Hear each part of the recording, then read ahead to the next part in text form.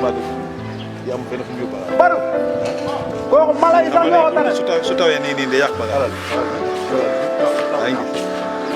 yaa ngi man maa fi de moom amul fenn fu muy fenn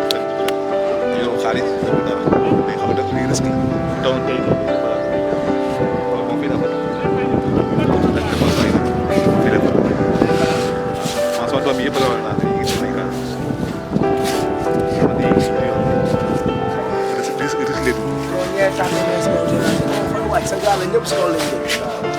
ñëpp si kaw terrasse lañ dëkk. nga wax ñu yéen ñi nga xamante ne Parcelles Assainies unité 14 di ngeen dund fii si ndox mi naka la demee.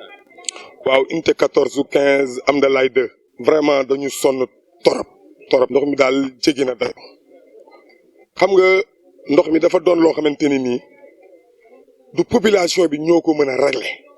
lii mbirum état la état moo ci mën dara fii situation bi bu eggee sax ci niveau bii ngay gis nii mu xaw a tane tuuti defoon ay solution defal ñu ay tuyau pour dépannage moo waral sax ñu nekk ci dimension bi mais heure bi waroon la gën a romb fii mais président Macky Sall la ñuy interpeller pour mu ñëw wax ak ñun moom moo mën ci lii dara ñun mënuñu ci dara buñ ci mënoon dara kon duñu dugg ci ndox mi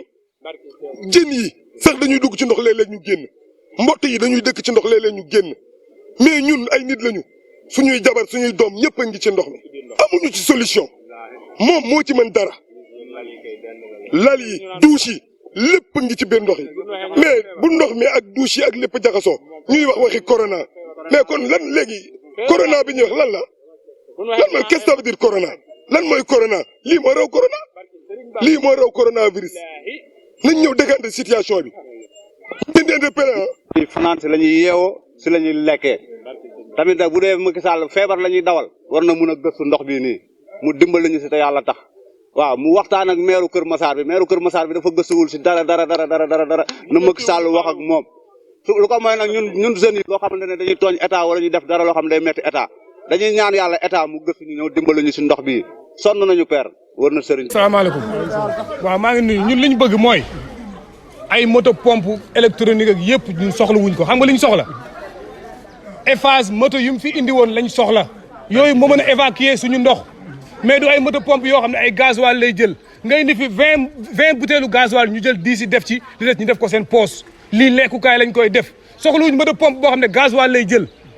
Eiffage lañ soxla Eiffage ci boppam na ñëw fii état d'urgence nag la ñu wax nañu taxaw état sanitaire Macky Sall yow laay wax je m'adresse direct à vous lii jóg ci lii boo ci jógul nag loo ci gis ëllëg na nga xam ne yaa ko lépp yaay subir conséquences yi lépp na nga ci jóg lii suñu naqar dafa yàgg depuis 2005 ba tey ñu dund même chose canal lañu soxla canalisation lañ soxla une bonne fois pour tout mu jeex benn yoon mën nga koo régler soo fi xëyoon benn fan du mat 24 heures nga jóge fi ak ndox mi yow la ñuy waxal nag direct yow laay waxal man dama bëgg lii jóge fii ndox mi ngi sama kër fii la yem sama ndigg am na loo xam ne jaaduwul dafa metti bu ñu xëyee war a liggéey duñu mën a liggéey ñooy ndugal suñu bopp ñooy yóbbul suñu bopp suñu kër lii dafa metti Macky Sall maa ngi jégalu nag jaa monsieur Djibi Sow ñu ngi lay nuyu. waaw ñi lay fay la ziar. yaa ngi si micro Kër Massar point foofu ñëwoon tey fii jël situation bi nga xam ne inondation yi xew fii si parcelles yi ak Boune mu ngeen décrire un peu ni ngeen dund fii nii depuis taw yu commencé ba léegi. waaw comme nu ko Sénégal ñëpp xamee rek ren ji ndox bi bëri na donc comme ni ñu ko xamee d'habitude fii à Kër Massar inondation aussi amoon na fi waaw boo xoolee les parcelles yu ci mel ni ay unité 12 13 14 6 même quartier environnant yi wër parcelles yëpp ñu ngi ci biir ndox bi waaw vraiment la situation elle est critique elle est déplorable te donc lu ci gën a nakari sax mooy que ne nekkul lu bett kenn parce que chaque année nous vivons la même situation te donc état bi waroon na mën a jël les devants très tôt ba def li nga xamante ne même bu ndox bi ñëwee dina mën a ruisseler mu daal di dem mais malheureusement tel n'a pas été le cas donc récemment dégg nañ ministre bi taxaw wax mu ne pratiquement Kër Massar ren kenn du fa dégg inondation mais weddi gis bokku ci donc les maisons sont pleines d'eau ñit ñi dañoo mujjee sax génn seen kër yi malheureusement donc ñi nga xamante ne amuñu moyen ils sont obligés nekk ci biir ndox bi te mu nekk lu déplorable aussi quoi encore keroog ba mu tawee le lendemain le même ministre ñëw na fii avec sa délégation donc xam nga def encore des promesses qui jusqu'à présent n'ont pas été tenues waaw donc vraiment c'est écœurant c'est regrettable quoi waaw. d'accord depuis une semaine ngeen yéen a ngi si ndox mi yan dispositif la fi état bi indi wala les autorités lan lañ def pour soulager li nga xamante ne moom mooy la population. waaw comme ñoo ko gisandoo tout à l'heure on était sur le terrain donc gis nga boy yi gën nañ ñi ngi taal nañ wetu station ba taal nañ côté Brioche Dorée ba xam nga fii buun nañ baare tali bi et consort pour dire que y a pas de satisfaction donc pratiquement absolument rien n'a été fait donc tey jii bu fekkoon vraiment amoon nañ satisfaction kon donc kenn du taal waaw mais les gens malgré que bëgguñu ko woon sax mais on a été obligé de barrer la route finalement récemment on a parlé avec le capitaine après par la suite ci la gars yi levé kii bi parce que moom nee na recevoir na kii matériaux yi ñëw na donc fii ak ngoon encore bu fekkee vraiment liggéey bi jaarul yoon xam naa booy aussi téye leen dina jafe trop waaw même ñun au niveau des parcelles par exemple problème bi dëgg mooy c'est la SN HLM waaw parce que nit ñi boo leen jaayee des parcelles assainies parce que ici dañoo ne parcelles assainies Malika Keur Massar donc kii di parcelle assainies di assainissement mais malheureusement depuis 2009 c'est la même situation amul benn assainissement je me rappelle très bien kii Karim Wade seen jamono ñëwoon na fi donc bu mu fi ñëwee le lendemain sax ci la fi Omar Sarr ñëw donc Omar Sarr jamono yooyu mu nekk ministre bi yoroon affaire inondation bi yëpp daal léegi actuel gendarmerie Keur Massar d'ailleurs sax fa la ko gars yi recevoir woon waaw donc bañ ñëw nañ fi def ay affaire gis nga boo xoolee fee unité 13 fee ne am na niis donc am nañu fa tabaxoon mais tu as l'impression que gars yi dañuy teg ay projet mais bëgguñu à la fin mu aboutir waaw c'est comme si que ne boo xam da ngay jàpp ne sax boo gàttee xel da ngay jàpp ne que ne inondation bi am na ñoo xam ne bëgguñu mu jeex parce que ils y trouvent leur compte waaw parce que vraiment tey jii jot na ñu mën a canaliser parcelles yi parce que kii di Parcelles Assainies vraiment di assainissement mais malheureusement c'est écœurant depuis 2009 presque 12 ans c'est la même situation te li ci gën a métti encore da ngay gis benn autorité étatique ñëw taxaw mu wax li nga xamante ne da lay wër ne vraiment lii yenuwul maanaam parce que man tey jii dama demande tey jii sax ministre Omar Gueye naka la mën a toogee comment dire conseil des ministres dama demande naka la mën a sigi xool président Macky Sall ak lu mu ci wax yëpp tey jii kooku naka la war a mën a toogee c'est-à-dire aussi suñu état yi am nañ ci fàll responsabilité parce que tey jii boo nekkee par exemple njiitum réew lu toll ni élection jot par exemple nga ne samay ministre samay DG képp ku ñu gagné sa gox dama lay wàcce kooku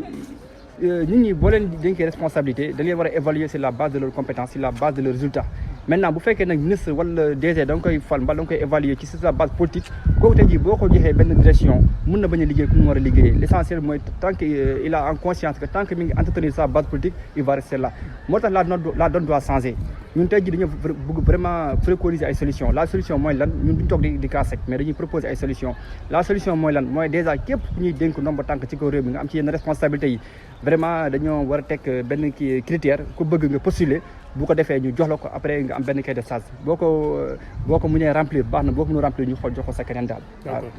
d'accord mën nga ñu wax un peu au-delà des inondations ñu ngi fi. les faits sont déjà faits. kër yi ndox mi dugg na. au-delà des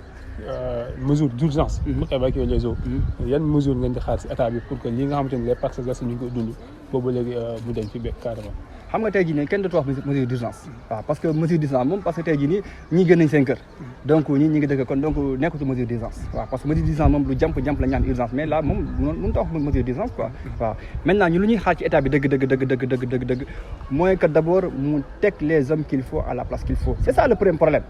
parce que tey jii boo bëggee am ay solution te amoo ay nit yi nga xamante ne vraiment am nañ les compétences requises donc li nga yaakaar du mës a am donc il faut que ñun askan bi ñu choisir il faut qu'on sache choisir nos dirigeants loolu bu njëkk la beneen mooy par exemple c'est au niveau des Parcelles Assainies vraiment kii di Parcelles Assainies di assainissement donc xam nañ fa affaire yi war a mën a jaar nañ fexe mu jaar fa carrément gis nañ côté dax ba fi mu toll nii dafa fat te état bi am na tous les moyens qu'il faut vraiment fii état bi am nañu ay moyens mais nañu génne moyens ñu déployer ko vraiment dimbali askan bi quoi ñun daal lu ñuy xaar ci ñoom mooy assainissement boo xoolee quartier flottant yi mais am na yenn kër yi nga xamante ne bu fekkee dañu baari yombi nañ ko dindi ñu indemniser leen